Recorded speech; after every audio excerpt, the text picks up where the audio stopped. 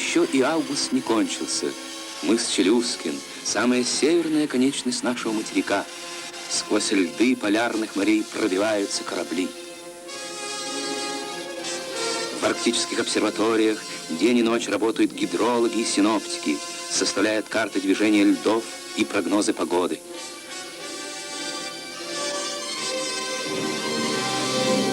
Воздушные лоцманы помогают капитанам прокладывать курс.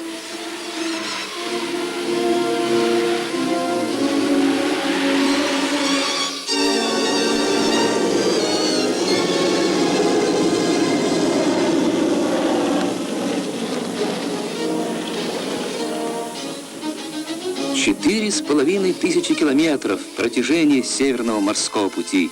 Навигация здесь коротка и трудна.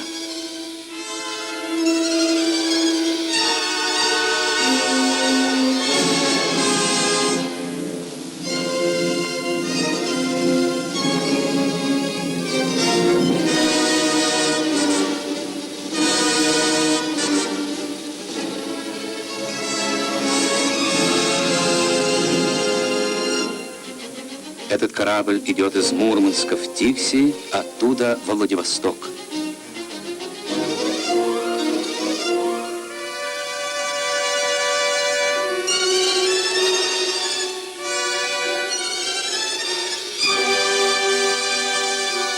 Тикси, 72 градус северной широты. Десятки тысяч тонн всевозможных грузов проходят через этот порт в каждую навигацию.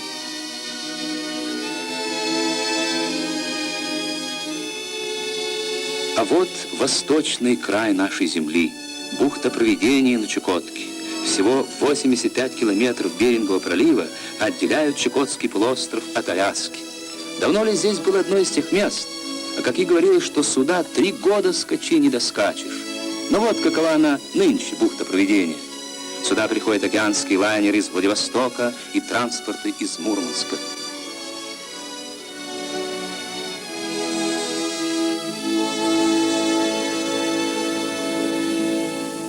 Морские ворота сказочно богатой северной земли, которую партия и весь народ наш поднимает к новой жизни. К югу от моря Ледовитого океана простираются горы Чукотки, тундра Сибири, необъятные просторы тайги. В недрах этих земель советские геологи обнаружили огромные запасы богатств. Уголь, почти 7 триллионов тонн, вот запасы угля в Восточной Сибири.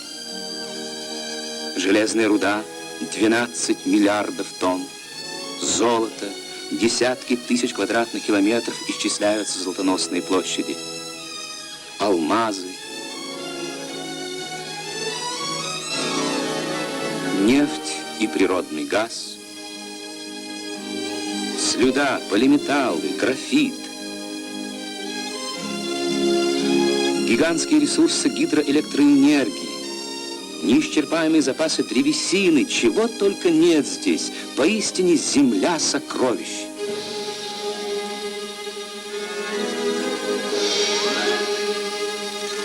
По призыву партии устремились на восток и на север разведчики нового, вдохновенные строители коммунистического будущего.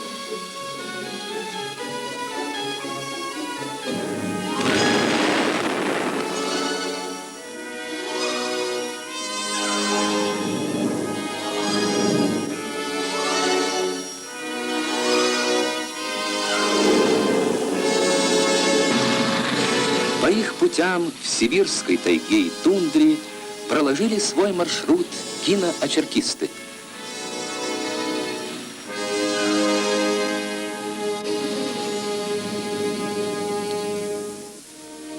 Летом 1958 года наша киногруппа вышла к берегам Лены, в самом центре Сибири. Позади уже был большой путь, много встреч, а хотелось нам побывать всюду.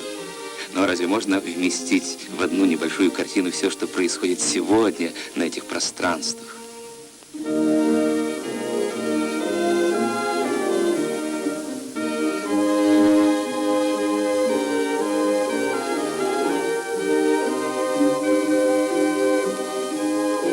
Итак, мы побывали в Тикси, были в бухте Провидения, а теперь отправимся на реку Индигирку, поглядим Алдан, заглянем в Чульман. И мы полетели в Чульман. В путешествии по Сибири всяко бывает. 1000 километров пролетишь, не заметишь, а на десятки километров изволь на своих, на двоих. Тракторы тот не везде пройдет. Вокруг тайга, под ногами кочки, а дорога еще только в проекте. Вот на таком пути мы и повстречали геологов. Их вел Петр Викентьевич Максимов. Ему 102 года. Еще в прошлом веке он провожал в тайгу русских ученых. «Меняется у нас жизнь», — сказал Петр Викентьевич. «Все по-другому становится».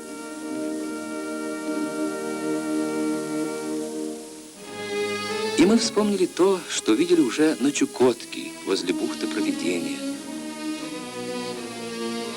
В чукотском селении строили новые дома.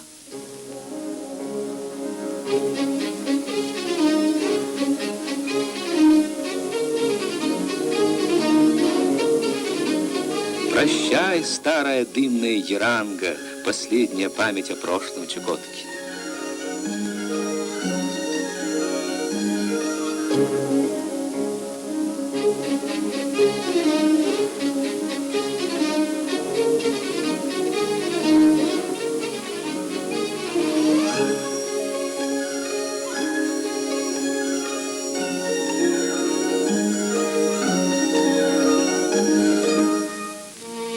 Об этом рассказали мы Петру Викентьевичу. Однако, ответил он, у нас всюду так. И его рассказ перенес нас на самый север Якутии, в лесной наслег Барагон. Ребята собирались в школу. За ними прилетел самолет. В Барагоне есть и своя школа, но не полная. В школу-интернат в селении Кюсюр на весь учебный год улетают старшеклассники, а также сироты и дети тех колхозников, что кочуют по тундре с оленьими стадами.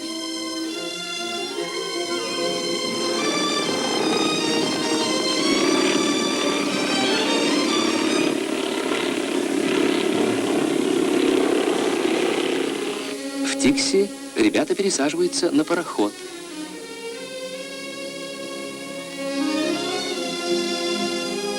Все это один район, но раскинулся-то он на 400 тысяч квадратных километров, больше Италии, больше Норвегии. Погода в Кюсюре была к началу учебного года, что и говорить, северная.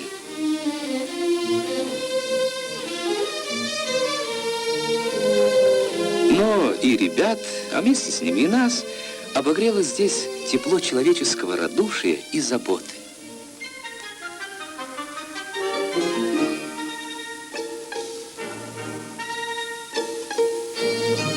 На торжественной линейке был секретарь райкома Василий Харлампович Вырдылин, депутат Верховного Совета СССР. Он якут, а учился в Москве. А классная руководительница у ребят русская, а училась в Якутске. Только что окончила там университет. У Тамары Никифоровны Барминой это первый самостоятельный урок.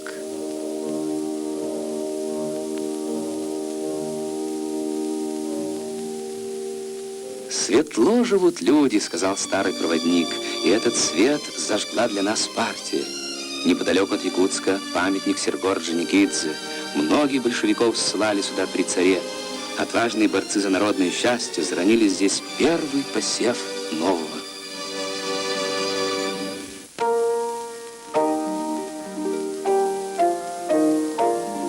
Об этом подумали мы, когда попали на озеро Байкал. Мы встретили там Александра Ивановича Рыльского, начальника порта Байкал. Отец его, украинский крестьянин, был сослан в Сибирь за бунт против помещика, за то, что был убежден, что земля должна принадлежать мужику. Александр Иванович тоже дрался за это. В Сибири против Капеля, в Крыму против Врангеля. Но из теплого Крыма после победы вернулся в Сибирь. Он убежден, Сибирь – самая красивая земля, а в Сибири Байкал – самое лучшее место.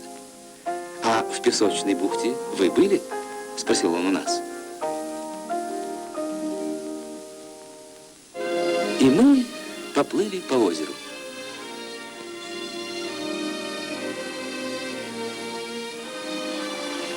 «336 рек и речушек несут в Байкал свою воду, чтобы ее могла властно забрать себе одна своевольная красавица Ангара».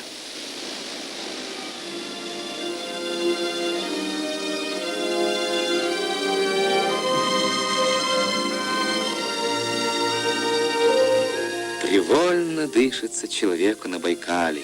Ничто не напоминает угрюмость каторжной Сибири, которая слышится в старых байкальских песнях. Со многими людьми познакомились мы на пароходе «Комсомолец».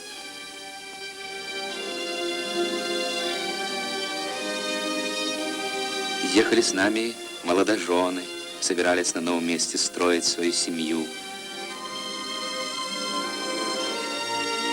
А это семья старых сибиряков. Ездили в город, теперь возвращались в свой леспромхоз.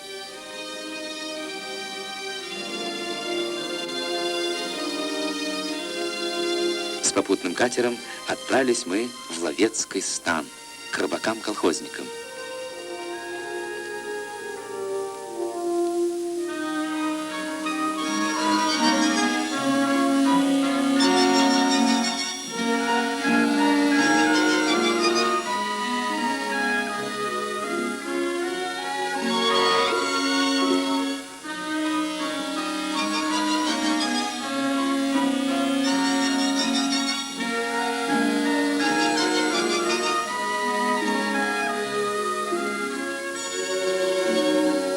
Под вечер забросили сети.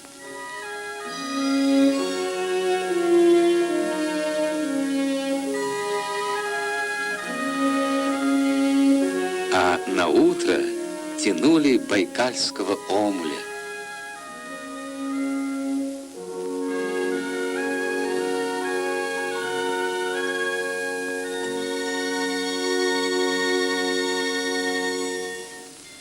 И тут мы попробовали. Очень вкусен он, по-рыбацки жареный на рожне над жарким огнем костра.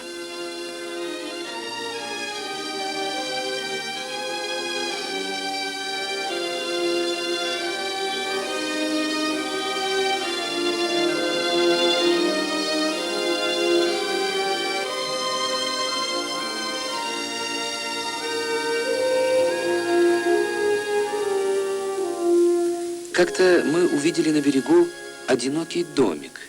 Деревья вокруг казались сказочными. Могучие байкальские ветры выдали почву из-под корней, но деревья не сдались.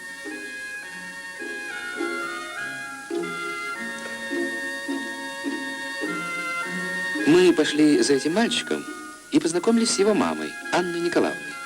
У сестры его Риты еще были каникулы.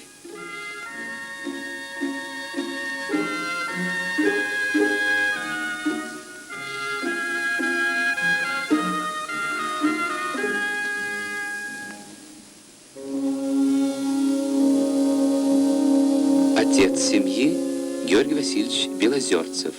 Он шел на работу, и мы отправились вместе с ним.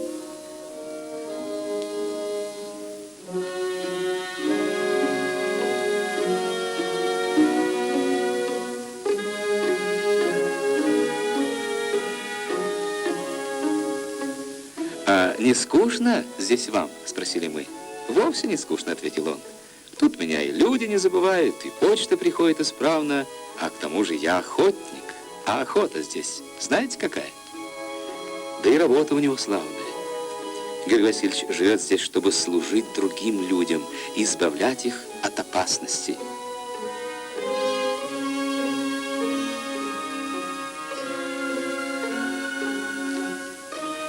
На гранитном утесе стоит над Байкалом маяк, и Георгий Васильевич работает при нем смотрителем.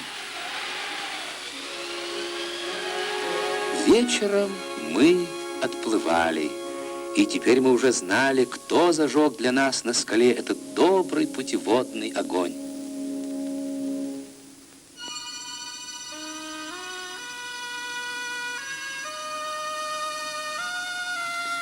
Вот что видели мы перед тем, как повстречали геологов в якутской тайге. Не сразу отыщешь здесь друг друга.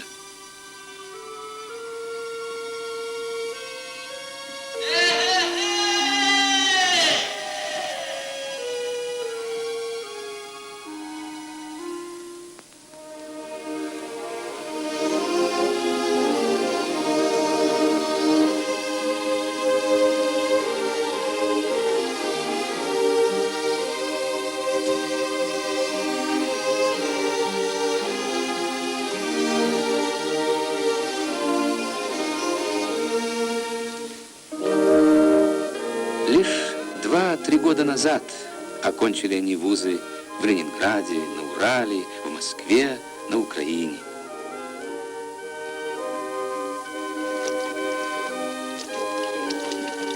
Но и от них мы прежде всего услышали горячие слова о красоте, которая их тут окружает. Наша тайга. Говорят они так же, как байкальцы говорили «наш Байкал». Он еще думает, что он здесь хозяин, но настоящие хозяева его уже прикидывают, где оставить заповедники для зверья, а где здесь завтра жить человеку. Пушнина ведь тоже богатство Сибири. Живое золото, драгоценный соболь.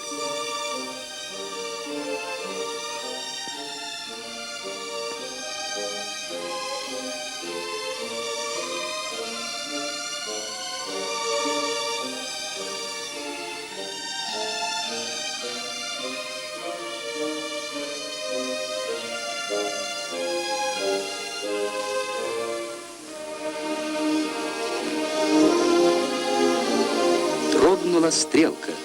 Прибор видит металлы глубоко под землей. Ревмира Кравченко, комсомолка, недавно училась в Днепропетровске. На таежных тропах вчерашние студенты сдают самый главный экзамен. Тайга все проверит. И чему-то научился, и что ты за человек. Это экзамен и на мужество, и на верную дружбу, и на умение вдохновенно и плодотворно трудиться.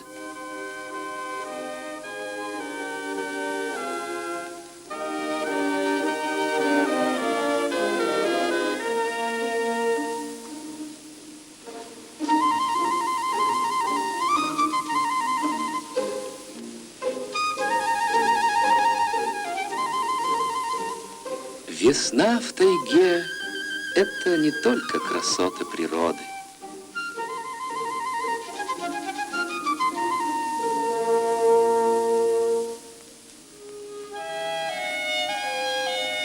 В этот вечерний час комары атакуют пришельцев с кровожадной свирепостью.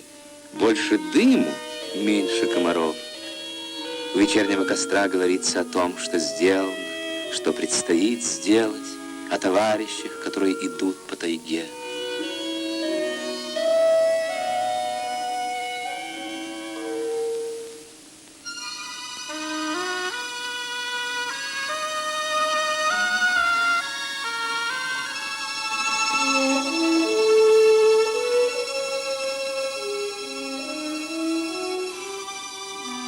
В это утро мы догнали вторую группу изыскателей в нескольких десятках километров от главного лагеря. Сюда ушел со своим помощником главный геолог этой партии Алексей Иванович Пухарев. Почти 20 лет бродит он по тайге, и ни одно ценное месторождение занесено им на карту. А в лагерном домике он продолжает работу над кандидатской диссертацией. Снимая его, мы немножко удивились. Дома один и в полном параде, а он пошутил: а вдруг меня на экране будущие оппоненты увидят?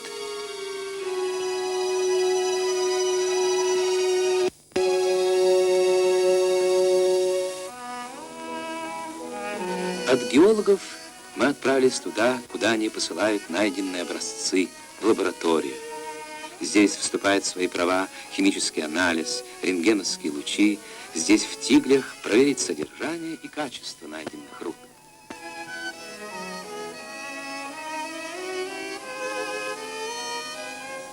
И оказывается, то, что открыто в районе таежного Чульмана, сулит этим местам огромные перспективы. Бурильщики отправляются на работу.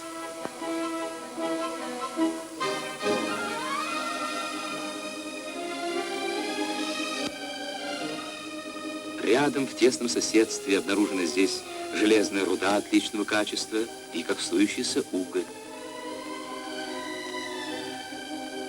Руды здесь больше и притом лучшего качества, чем в Криворожье. Угля больше, чем в Донбассе, и соседство у них еще более близкое. А вот и третье сокровище здешних мест – месторождение флагопита.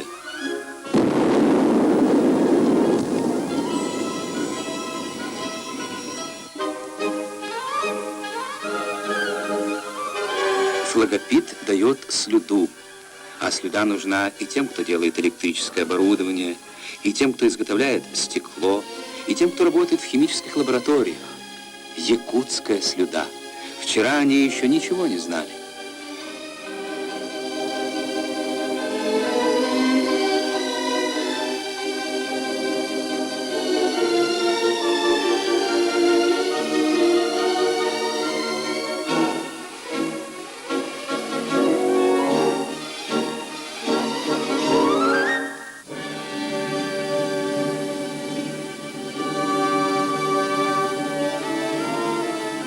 А невдалеке отсюда лежат места, которые давно известны. Алдан. Только назови это имя, и всякий скажет: Алдан — это золото. Мы попали сюда в выходной день. Помните рассказы Джека Лондона и «Мамина сибиряка»? Золотая лихорадка и коварное соперничество, темная власть золота над душой человека. Но на этот светлый город не падала злая тень нажива. Вот каким увидели мы Алдан.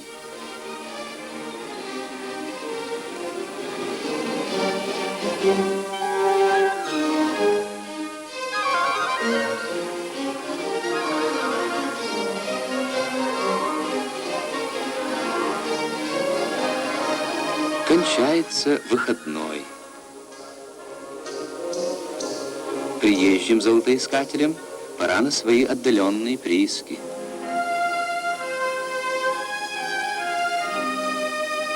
Поедем туда и мы. Встретим с ними их новый рабочий день.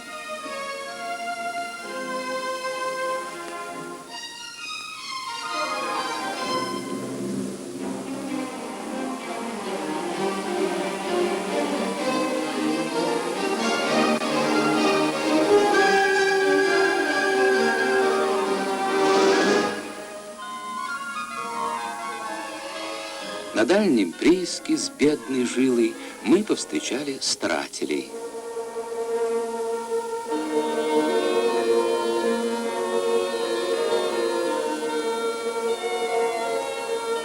Но вообще-то золото добывают теперь совсем не так. Драга – это, по сути дела, целая фабрика, и она может переходить с места на место. Машина захватывает золотоносную землю не пригоршнями, а тоннами. Так работает здесь золотоискатель. И вот сколько намыла драга за смену, а слева дневная добыча старателей.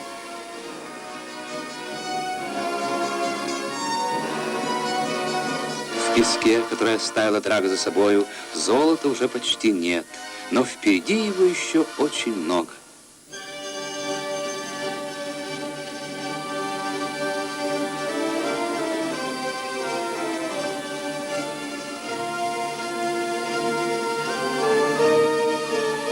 Еще больше его в новых районах, там, где прошли геологи, и теперь идут по их следам строители и горняки. Напоследок мы отправились в одно из таких мест, на реку Индигирку. Дорога вела на северо-восток, к местам, где находится так называемый полюс холода, и которые прослыли особенно глухими и неприютными. Верно, путь оказался нелегким, дороги сюда еще нет. Однако безлюдным это место назвать уже нельзя было. Да и природа в эту пору не напоминала о полюсе холода.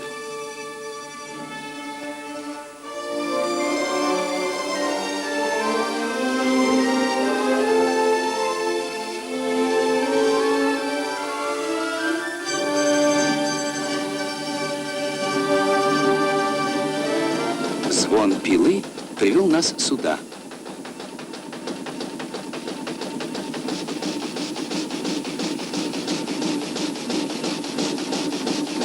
Лицо рабочего показалось знакомым.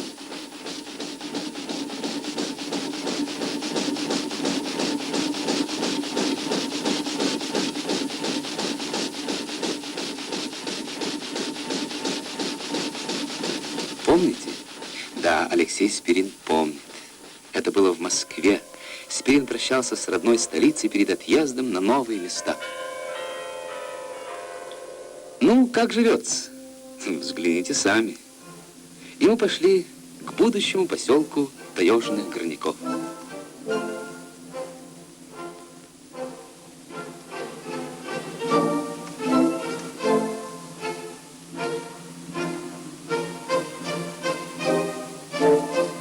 Жилой уют в первом домике появляется раньше, чем уходят строители. Люся Спиридонова мечтает.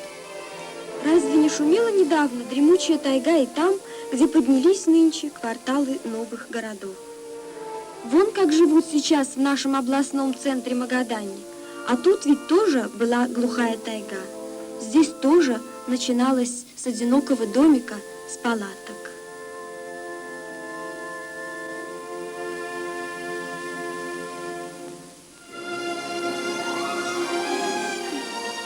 Ток новых гидроэлектростанций придет и к нам. Будет и у нас город.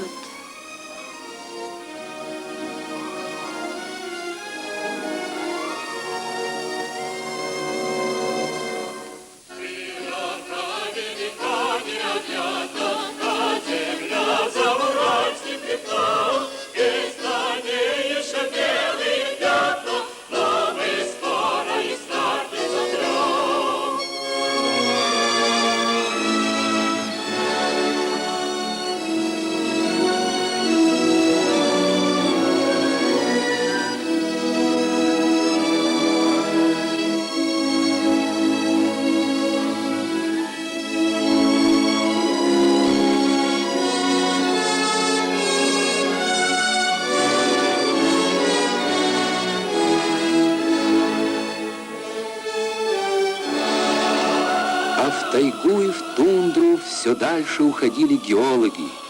Они идут разведчиками будущего, пролагая пути строителям. И в дороге встречают новый день, приближающий нас к достижению великих целей. Здравствуй, солнце нового дня!